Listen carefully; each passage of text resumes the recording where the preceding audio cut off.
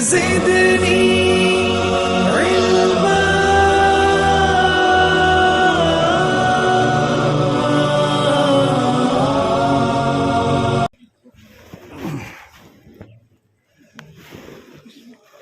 الحمد لله وحده والصلاة والسلام على من لا نبي بعده وعلى آله وأصحابه الذين أوفوا عهده أما بعد. عن أبي هريرة رضي الله تعالى عنه قال رسول الله صلى الله عليه وسلم من حسن إسلام المرء تركه ما لا يعنيه. صدق رسول الله صلى الله عليه وسلم. رواہ الترمذی. عزیزان محترم، برف کی سیل کی طرح رمضان المبارک ہم سے الوداع ہو رہا ہے. کچھ دنوں پہلے ہم رمضان کا انتظار کر رہے تھے، اور اب جیسا کہ حضرت نے ابھی اعلان بھی کیا کہ یہ آخری عشرہ شروع ہو چکا ہے، اور ایک دن بھی 21ویں شب اور 21واں دن بھی اب گزرنے والا ہے. بہت مبارک دن ہم سے جا رہے ہیں. ان مبارک دنوں کی، مابقیہ دنوں کی بڑی قدر کرنی چاہیے. جتنا بھی ہو سکے وقت کو وصول کریں. آج ہمارا سب سے بڑا المیہ یہ ہے کہ ہم اپنے وقت کو ضائع اور گنوا دیتے ہیں. ہم اپنے وقت کی قدر نہیں کرتے. عزیزو، یہ دنیا کے جو اوقات ہیں، اللہ نے ہمیں یہ روح اور یہ جان دی ہے دنیا کی ضروریات اور شہوات کے ساتھ، اور ان شہوات اور ضروریات اور اپنے کام اور جھمیلوں کے ساتھ آدمی جو اللہ کی عبادت کرتا ہے، اس کی اتنی اللہ میاں کے یہاں قدر ہے کہ جس کی کل ہماری آنکھ بند ہوگی تب معلوم ہوگا کہ ہم ایک مرتبہ سبحان اللہ پڑھنے کا ہمیں کتنا ثواب ملتا تھا. مجھے یاد ہے ایک واقعہ میرے سامنے سے گزرا. ہمارے بزرگوں میں سے کسی بزرگ کا ایک قبرستان کے اوپر سے گزر ہوا. ایک قبر کے پاس سے ان کا گزر ہوا. بعض مرتبہ اللہ تعالیٰ بعض بزرگوں کے اوپر قبر والوں کے حالات کو کھول دیتے ہیں، منکشف کر دیتے ہیں. وہ اس قبر کے والے کے پاس سے گزرے تو دیکھا کہ وہ قبر والا قرآن پاک کی تلاوت کر رہا ہے. تو اس بزرگ نے، اللہ تعالیٰ بعض مرتبہ ان کو کلام کی اور بات کرنے کی طاقت دے دیتے ہیں، اس قبر والے سے بات شروع کر دی. بعض مرتبہ اللہ تعالیٰ دنیا والوں کی عبرت کے لیے بعض حالات اور واقعات ہمارے سامنے لاتے کہ ارے بھائی، ہم نے سنا تھا کہ قبر میں جب آدمی ایک مرتبہ مر جاتا ہے وہاں کوئی اعمال نہیں ہے، تم تو قرآن پڑھ رہے ہو، کیا بات ہے؟ انہوں نے کہا کہ پہلے ایک مرتبہ ایک کام کرو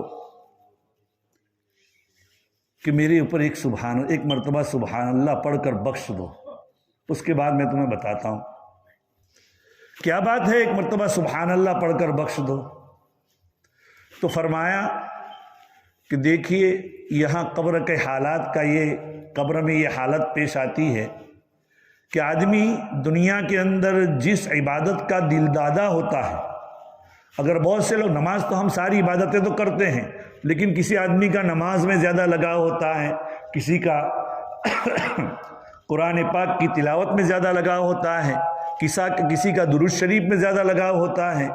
تو جس کو جو لگاؤ ہوتا ہے، قبر میں جب منکر نکیر کے سوالات ہو جاتے ہیں اور آدمی اس میں کامیاب ہو جاتا ہے تو اسے اختیار دیا جاتا ہے کہ تو جو چاہے وہ عمل ہم تم کو کرنے کی کیا ہے موقع دے دیتے ہیں. تم وہ یہاں بیٹھے بیٹھے اپنے اوقات کو فارغ کرو اور قبر کی نعمتوں سے لطف اندوز ہو. میں انتقال کرتے ہوئے اتنے سال ہو گیا. میں نے اس وقت کہا تھا کہ مجھے قرآن پاک سے لگاؤ ہے، تو میں قرآن پاک پڑھتا ہوں اس دن سے. جب سے میرا انتقال ہو گیا ہے آج تک 70,000 یعنی 70,000 قرآن میں ختم کر چکا ہوں. لیکن قبر میں مجھے صرف ایک مرتبہ سبحان اللہ پڑھ کر بخش دو، میں وہ 70,000 قرآن تمہیں دے دیتا ہوں. اس لیے کہ قبر کے اندر جو پڑھا جاتا ہے اس کا کوئی ثواب نہیں. عزیز و دوستو، حضرت ابراہیم علیہ السلام کی غالباً نبی اکرم صلی اللہ علیہ وسلم کی شب معراج میں ملاقات ہوئی. تو حضرت ابراہیم علیہ الصلاۃ والسلام نے حضرت محمد الرسول اللہ صلی اللہ علیہ وسلم سے کہا کہ اپنی امتیوں کو یہ پیغام پہنچا دو کہ جنت یہ چٹیل میدان ہے، جنت ایک چٹیل میدان ہے، اس کے پودے سبحان اللہ الحمدللہ اللہ لا الہ الا اللہ واللہ اکبر یہ ہے، تم اس کو پڑھ کر اپنی جنت کو آباد کرو۔ تو عزیز و دوستو سبحان اللہ الحمدللہ ہم اس کو معمولی کلمہ سمجھتے ہیں، لیکن یہ معمولی نہیں ہے، جیسا کہ وہ بخاری شریف کی روایت ہے، کلمتان حبیبتان الی الرحمن خفیفتان علی اللسان ثقیلتان فی المیزان سبحان اللہ وبحمدہ سبحان اللہ العظیم۔ دو کلمے ایسے ہیں کہ اللہ تعالیٰ کو بڑے محبوب ہیں، زبان پر ادا کرنا بہت آسان ہے، میزان عمل میں بہت وزنی ہے۔ وہ کیا ہے؟ سبحان اللہ وبحمدہ سبحان اللہ العظیم۔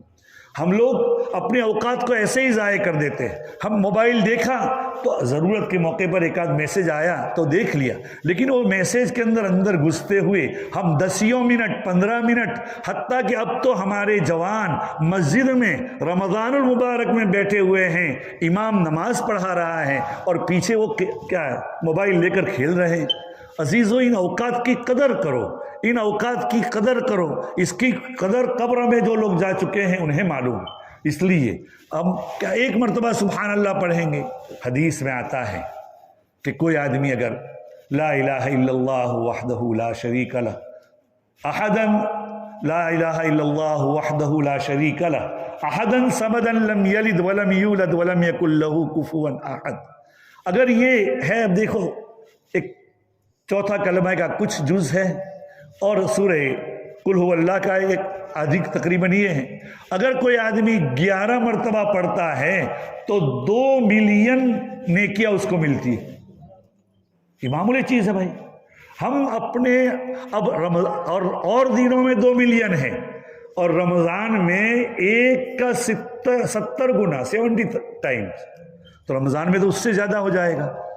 اور اللہ اگر ہمارا اخلاص ہے تو ہم اپنے اخلاص ہے تو اور مزید عطا فرمائے گا۔ اللہ تعالیٰ فرماتے ہیں لدینا مزید، ہمارے ہاں تو بہت کچھ ہے جو تم کرو، تو میرے اللہ کے ہاں بہت بھی بڑی نعمتیں ہیں۔ ان رمضان کے مہینے کی ایک ایک گھڑی کی قیمت وصول کریں۔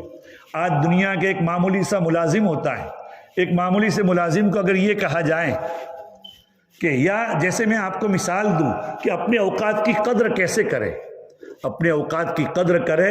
دیکھیے ہم جو کام کرتے ہیں وہ 3 قسم کے کام ہوتے ہیں، یا تو جس میں اخروی فائدہ ہی فائدہ ہے، یا دنیا کے جائز کام ہوتے ہیں تو اس کو تو شریعت کرنے کی اجازت دیتا ہے۔ بہت سے ایسے کام ہوتے ہیں جو گناہ ہی گناہ ہوتے ہیں، شریعت اس سے روکتی ہے۔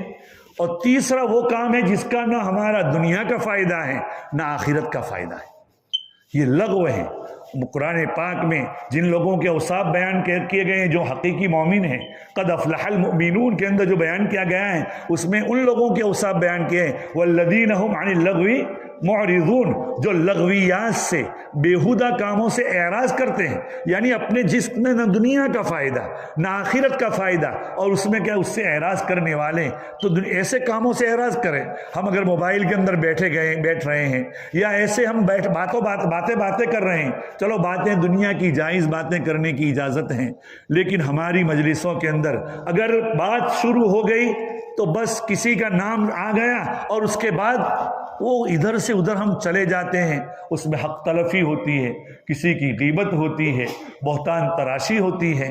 رمضان کے مہینے کے اندر ان چیزوں سے احتیاط کیا جائے، تو لغویات سے احتیاط کیا جائے اور بیہودہ کسی کا تذکرہ کرنے سے اور بہتان تراشی وغیرہ سے ان اوقات کی قدر کریں۔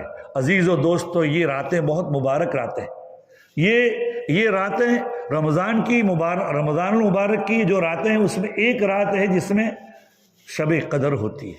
عامتاً علماء کا رجحان یہ ہے کہ آخری عشرے میں، اور اس کا کیا ہے کہ کیا فضیلت ہے، قرآن پاک میں ہے لیلۃ القدر خیر من الف شہر، 1000 مہینوں سے زیادہ افضل ہے۔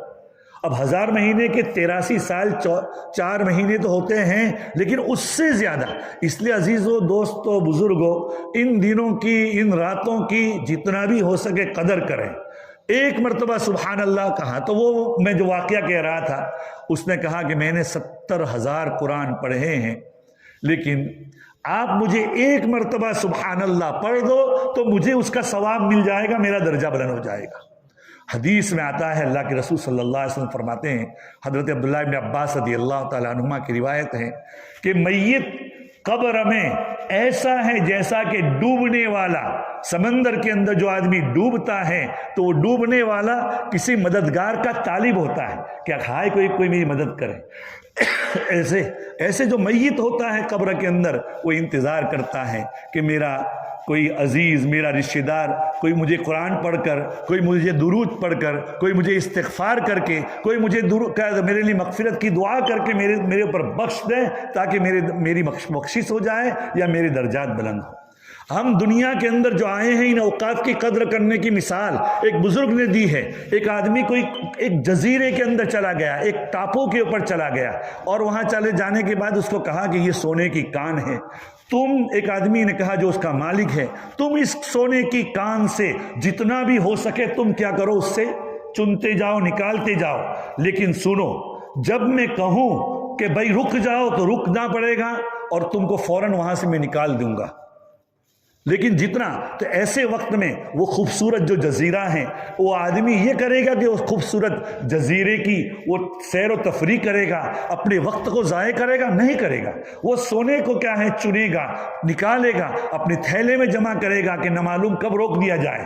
ایسے ہی حق تعالی شانہ نے ہمیں یہ دنیا کی زندگی دی ہے، لیکن دنیا کی زندگی کے اندر خواہشات اور سیر و تفریح رکھ دی ہے۔ ہم اگر اس کے اندر گزار دیں گے اور کب نہ معلوم اللہ میاں کی جانب سے کب موت کا فرشتہ آ جائے اور کھینچ لے اور روک دیا جائے، اور اس کے بعد ہم کہیں یا لیتنی، ہم کاش کہ کچھ کرتے ہم دنیا میں۔ اس لیے عزیزوں، دوستوں، بزرگوں، چونکہ وقت بہت کم ہے رمضان المبارک کا اور یہ افطاری کا بھی وقت ہو رہا ہے، اس لیے آپ حضرات سے اور میں اپنے آپ کو پہلے خطاب کرتا ہوں کہ میں بھی اور آپ بھی رمضان المبارک کے مابقیہ ایام کی اس کے اوقات اور اس کے منٹ اور اس کی سیکنڈوں کی قدر کریں۔ اللہ تعالیٰ مجھے بھی توفیق نصیب فرمائے۔